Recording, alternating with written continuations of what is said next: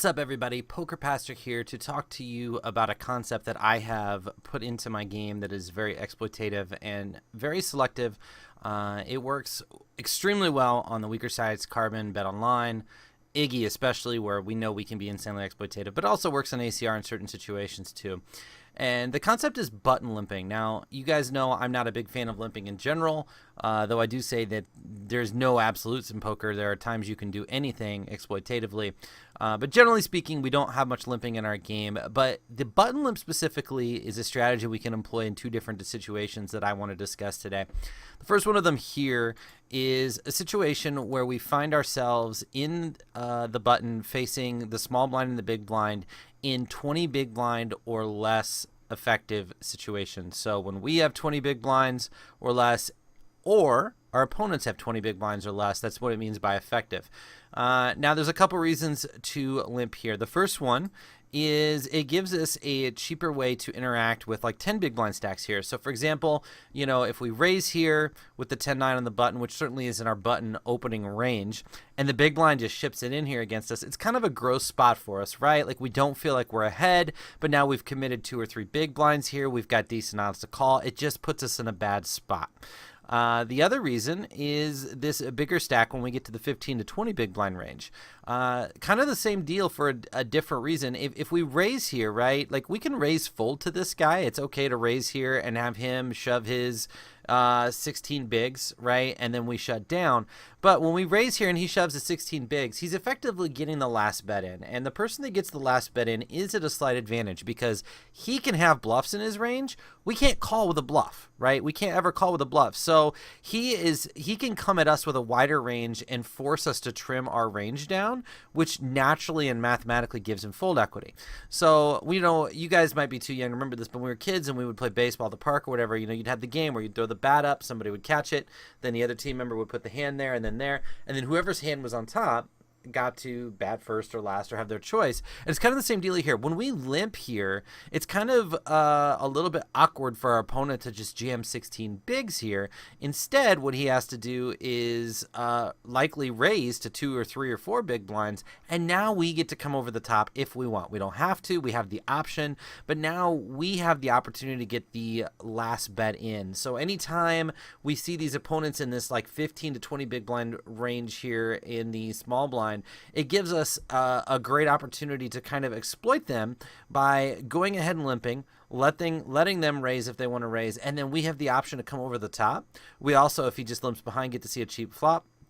Or we can limp, and if he raises and we don't feel comfortable coming over the top, we can just fold. It gives us a lot of options, a lot of flexibility to our range. Now, let's say we limp and everybody just limps behind. This is still an okay situation, and why this is okay in the button and gets extremely worse as you go further in positions, we've locked in our guaranteed position here post flop. Like we know we're going to have the best position here. So this is very different from like limping in middle position where now you're allowing the cut off, the hijack, the button to come in behind you for cheap, and you play the hand out of position, where raising deters that and gives you a better chance of having position on the blinds. Here, it's folded around to us. We know we've got the best position. So there's nothing wrong here with limping. They both come along for cheap. Now we get to see a cheap flop, and we're still in a really good spot because these guys' ranges are virtually infinite at this point. We know that 2/3 of the time they're not going to have a pair, and so we can really play exploitatively here. Here we get an ace on the flop. And one of the great things here too, especially for a player like me, I don't have limping stats. I don't limp from middle position. I don't limp from early position. So even with players with HUDs, they see me having no limp position, no limp stats, or very, very small limp stats, like 1%, and then I limp from the button, and they're like, what the heck is this? Is it a trap? And so here we go. I limp on the button. There's an ace on the flop. Well, we got a backdoor flush draw, but there's nothing wrong with taking a stab. And because we didn't raise pre-flop, this pot is smaller. We've pot controlled. So now all I have to do is risk 50K here instead of having to c-bet 120K, 130K, 150K on the flop, and bam, we take it down. So this is one of the two spots I like the button limp. Is when we've got 20 big blind or less effective stacks in the small blind and big blind, and we can do this exploitatively to take advantage of our opponents. The other spot, and this is one of those really annoying spots that we see all the time, is the evil, scary 20 to 40 big blind early position limp. If you guys have played on Ignition especially, you know there's these people who love to early position limp their aces and kings and queens because they think it's such a great play. Then somebody raises over the top of them and then they shove all in and they just think it's the greatest play ever. It's a terrible play. Don't do it. Just trust me on that. I don't have time in this video to tell you why it's a bad play.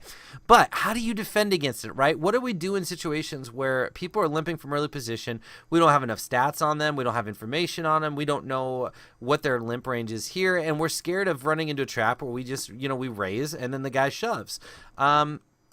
This is a spot where I think it's okay to actually over limp here, over call from the button. Now, again, for the same reasons. First of all, we have position. That's not changing.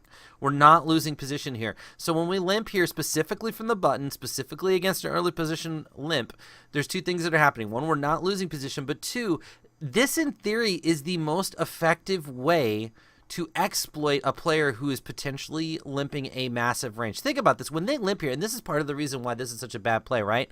Look at the odds we're getting to call, okay? We're getting 3.5 to 1 here, right? Which is good in and of itself. But on top of that, we have the implied odds of, like, let's say this guy has aces. Let's say he just accidentally showed face up that he has aces. Like, how hard is it to play this hand against him, right? We know he's going to bet probably all three seats. He's probably going to get it in. All we have to do is hit a 5. We're risking 150 to win 4,500. Our implied odds, well, 46-14. Our implied odds are almost 31 to 1. And so as long as we're aware, like if we're aware that he very potentially has a very nutted range, right? We can play insanely exploitive, and we can actually exploit him by keeping the pot cheap, right? And the other thing that's great about this is that because the pot is cheap, again, we can navigate some dicier situations on the flop because now when we flop top pair, right, and we're facing a range that potentially could have top pair crushed, we have the smallest pot size possible so that we don't have to go out of control, right? We don't have to go crazy. We don't have to lose our mind. If this guy folds and this guy calls and the flop comes like 2-3-4, right? Let's just say it comes 2-3-4 and our 5s are effectively top pair. Now this guy bets 425. We're still okay. We can still easily float a 425 bet here, knowing we could be crushed, knowing he could have aces, kings, or queens, knowing that there are hands out there that have us beat, but we can still see a turn card and reevaluate. We can still force him to double barrel his entire range here if he needs to in order to get us off a pot, and we can still get there on the turn. So keeping the pot small anytime we think our opponents have a really, really strong range, super valuable. So this is how I love to exploit these players. The other thing that can happen is what happens right here. We can induce a squeeze from a player in the blinds. Now, normally, like and this is why limping is so bad. Let's say we were in the hijack, we limp here, and now it's the button squeezing. Now we're in a bad spot because there's pressure put on us. We're out of position now. We have to call out of position. It just makes for a bad play. But when we're here, this is a thing of beauty. When we're here on the button with position, and one of these guys squeezes here, it's a fist pump. Why? Because what our alternative was being the squeezer. We were going to be the squeezer. We were going to risk 675 to see if this guy came over the top, to see if he 4-bet shoved, to see if he 4-bet raised, whatever, right? Now we get to live vicariously through the small blind, and now he has to act before we have to put another chip in the pot, right? So this is actually a great scenario. When you over limp here in the button and somebody squeezes here from the small blind or big blind, this is a yes moment because now we're forced to see what this guy does. Now that this guy calls, we can pretty much take the very netted top of his range out here. We can say he probably doesn't have aces, kings, and queens unless he's just going with some super sneaky line, which is going to be extremely rare, and when that happens, it happens. GG's us, right? But again, if he 4-bets here, we risked 150, we lost 150. Okay, he limp rejammed something likely really, really huge, and we lost basically nothing. When he flats, now guess what happens? We get to see a flop for cheap, and look at the pot odds we're getting here. Now we're getting 4.5 to 1, right? We call for the 675, we flop a 5, and he bets out. Again, he could have aces or kings potentially if he's getting really sneaky here, but now we can just get it in safely. We get called in 2 places, and we run into ace, queen, and 10-5. And we win a really huge pot. We rake a pot here that was very, very easy to play versus what could have potentially happened here too is this guy limps, we squeeze. This guy decides to get out of the way now because he doesn't have the squeeze opportunity. And now because there's less people in the hand, this guy could have come over the top. And just imagine if this guy came over the top and now we're like, he's got aces and we have to fold, right? And so he actually wins a pot that he never would have won had it not gone down this way. So consider this. Consider throwing this in your game. Consider throwing limps into your game when there are players in early position and middle position in the small blind and the big blind who are 20 big blinds effective or less. And don't be afraid to limp behind in situations where early position raisers are putting that limp out there as a way to exploit them, as a way to pot control, and as a way to keep yourself in an advantageous situation. That's it for me, PokerPastor. As always, leave some comments in the bottom below the video. Let us know what you think. If you have any ideas for future hand history reviews or concepts you'd like us to cover, let us know. This is PokerPastor signing out.